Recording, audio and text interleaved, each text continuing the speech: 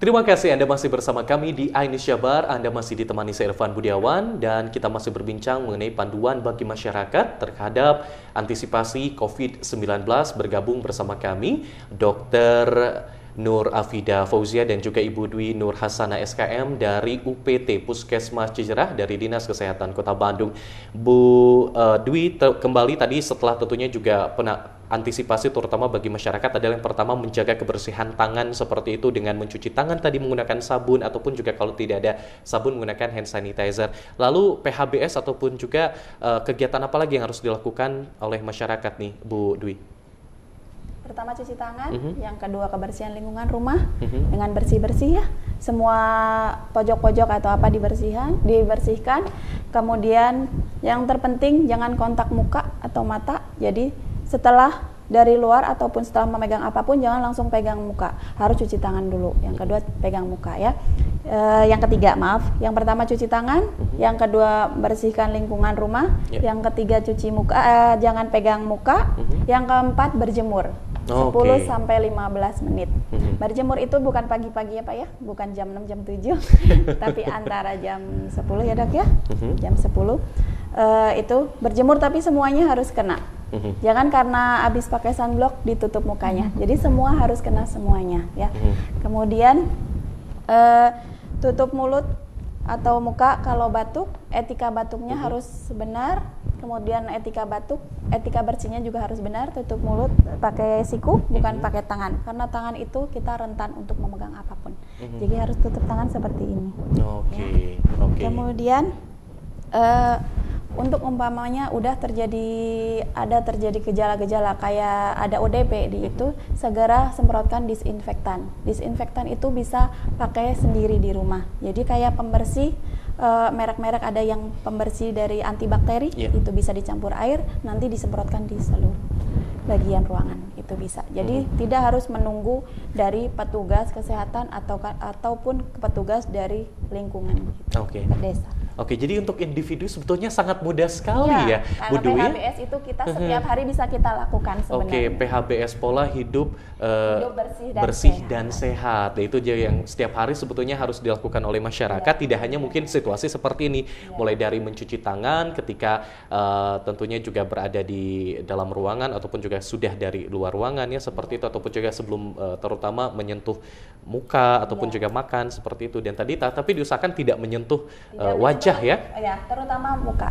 Terutama muka. Karena virus itu rentan dengan muka kan. Muka kita kan tipis kulitnya, jadi gampang masuknya dari muka. Termasuk juga ketika batuk dan bersin juga ditutup dengan lengan seperti itu. Terus juga tadi diupayakan memang penyemprotan disinfektan. Nah ini sangat mudah sekali. Disinfektan ini mungkin bisa menggunakan cairan-cairan yang dijual di pasaran ya seperti itu ya Bu Dwi ya. Biasa kita buat ngepel di rumah. Kalau ibu-ibu yang biasa ngepel ini sudah biasa melakukan disinfektan tampaknya. Baik, saya kembali mungkin ke Dr. Fida. Dr. Fida tadi sedikit disampaikan oleh Ibu Dwi bahwa ketika bersin dan juga batuk harus benar-benar dijaga, tidak boleh sembarangan. Penularannya seperti apa COVID-19 ini? Jadi COVID-19 ini penularannya melalui droplet. Droplet itu sebenarnya apa? Jadi droplet itu adalah virus cipratan yang keluar dari dahak saat kita berbicara juga dia mengeluarkan droplet. Jadi saat berbicara, saat dia tapi lebih banyak droplet itu lebih banyak keluar saat batuk dan bersin, dan droplet ini bisa terbang kira-kira 1 sampai 2 meter. Makanya kita perlu menjaga jarak 1 sampai 2 meter. Tadi yang pertama penularan langsung dari droplet terhirup langsung juga itu merupakan metode penularan. Yang kedua, penularan yang kedua yaitu apabila batuk, misalnya batuknya dan bersihnya ditutup dengan tangan, lalu tangannya memegang gagang pintu atau barang-barang yang kira-kira dipegang sama orang lain, terus orang lain ada yang megang juga, lalu orang itu memegang muka, yaitu memegang lebih tepatnya sih mata, hidung atau mulut. Nah itu bisa menular juga dari situ begitu. Jadi untuk Anda terutama ketika bersin ataupun batuk benar-benar harus tadi dilakukan dengan siku ya, seperti itu juga dengan menutup dengan tangan. Atau seharusnya pakai masker jika sakit. Satu lagi juga bisa pakai tisu ditutup.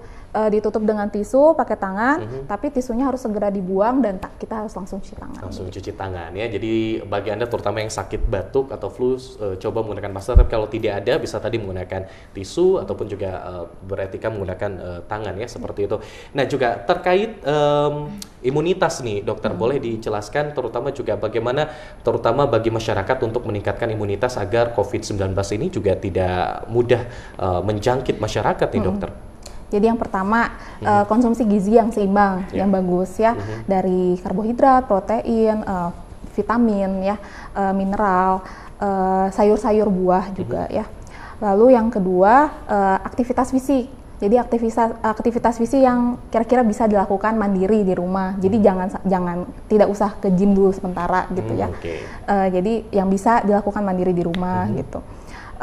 Lalu juga minum vitamin, multivitamin juga membantu. Minum multivitamin, lalu juga tadi berolahraga juga tetap bergerak ya Bu ya, meskipun sekarang Anda berada di rumah, jangan kerjanya tidur makan ya dokter ya, tapi juga atau rebahan saja, tapi juga tetap harus bergerak, berolahraga, tentunya juga banyak bisa dilakukan tentunya itu untuk menjaga imunitas ya dokter. Jangan lupa juga kelola stres, jangan sampai di rumah saja tidak ketemu orang jadi stres, itu malah menurun. Karena dengan meningkatnya imunitas, apa nanti efeknya terhadap COVID-19 ini? Efeknya ya kita lebih tidak terkena COVID dan apabila naudzubillah min dzalik ya terkena, kita lebih bisa melawannya. Oke, baik. Saya beralih ke Bu Dwi, tentunya tadi sudah dijelaskan mengenai antisipasi yang bisa dilakukan oleh masyarakat secara individual. Lantas bagaimana terutama masyarakat ini kan juga banyak kontak dengan terutama makhluk sosial lah seperti itu. Pencegahan secara masif untuk antar masyarakat ini seperti apa nih, Ibu Dwi? Ya, yang pertama sebenarnya yang sekarang lagi digencar-gencarkan, jangan mudik dulu. Jangan mudik, oke. Bagi orang perantauan jangan mudik dulu, apalagi dari yang zona merah seperti Bandung, Jakarta, kota-kota yang udah masuk zona merah, jangan mudik dulu. Karena kita tidak tahu keadaan kita itu seperti apa ya, kita sehat atau tidak. Gitu. Kemudian jaga jarak. Jaga jarak. Jadi jangan kalau ketemu, kalau dulu salaman gitu, cipika-cipiki, sekarang hindari dulu. Cukup dengan seperti ini aja. Ya. Kemudian gunakan masker walaupun sehat, karena kadang orang yang sakit susah menggunakan masker. Jadi untuk mencegahnya kita bisa yang sehat untuk menggunakan masker. Nah, kemudian jaga jarak, jaga kesehatan juga, untuk hindari untuk berkerumun atau kegiatan-kegiatan yang mengundang banyak orang. Seperti pengajian, nanti dulu, kita berhenti dulu.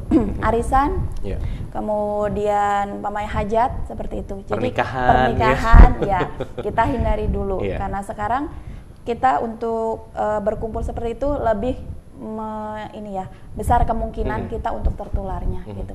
Jadi kita isolasi dulu diri sendiri di rumah, kemudian hindari dari kerumunan, hindari dari kegiatan-kegiatan luar juga, terus jaga kesehatan aja dan keluarga. Baik, itu tentunya himbauan bagi masyarakat, terutama untuk antisipasi antar masyarakat itu sendiri, mulai dari tadi jangan mudik dulu bagi Anda terutama yang berasal dari luar kota Bandung ya, ataupun juga di wilayah Bandung, karena Bandung ini sudah masuk ke zona merah ya, jadi tidak mudik terlebih dahulu karena Anda bisa membawa virus mungkin ke yang di kampung ya, ataupun juga di rumah seperti itu. Oke, baik, nanti kita akan lanjutkan kembali nih Bu Dwi dan juga Dr. Fida perbincangan kita, dan pemirsa tentunya tetap di rumah, stay at home. Kita akan kembali berbincang mengenai panduan masyarakat terkait COVID-19, tetaplah di iNews Jabar.